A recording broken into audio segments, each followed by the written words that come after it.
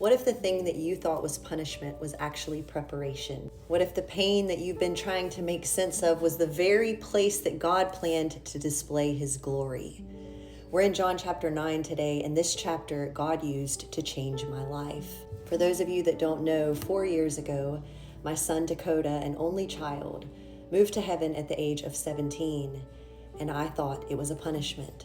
I was so bitter and so angry and so blind to God's goodness that I spent almost 2 years so bitter and angry with him that I had allowed the devil to use my grief to push me away from God. But in John chapter 9, Jesus meets a man who has been blind since birth.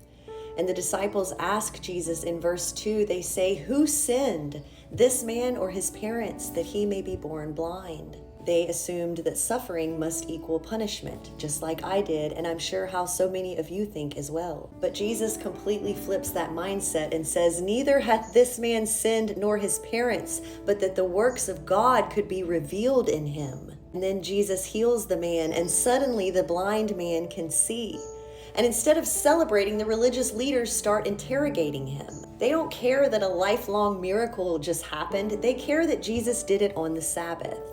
And they question the man, they question his parents, they try to trap him.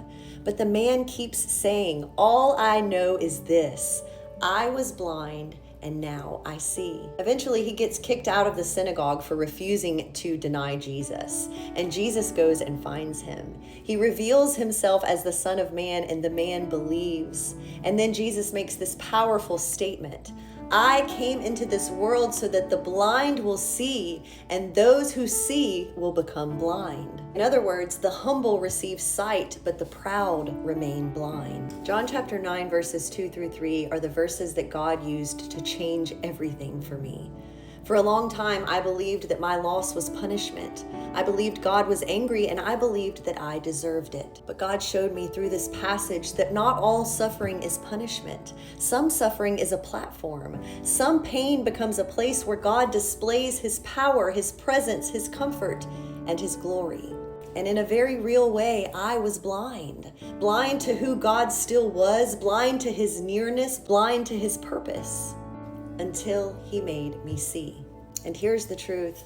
Once God opens your eyes, there is no reason to keep walking around blind. Not blind to his goodness, not blind to his faithfulness, not blind to his presence in your pain. You may not understand your suffering. You may not like your story. But if God has revealed himself to you in it, then your pain is not pointless. You were blind, and now you see.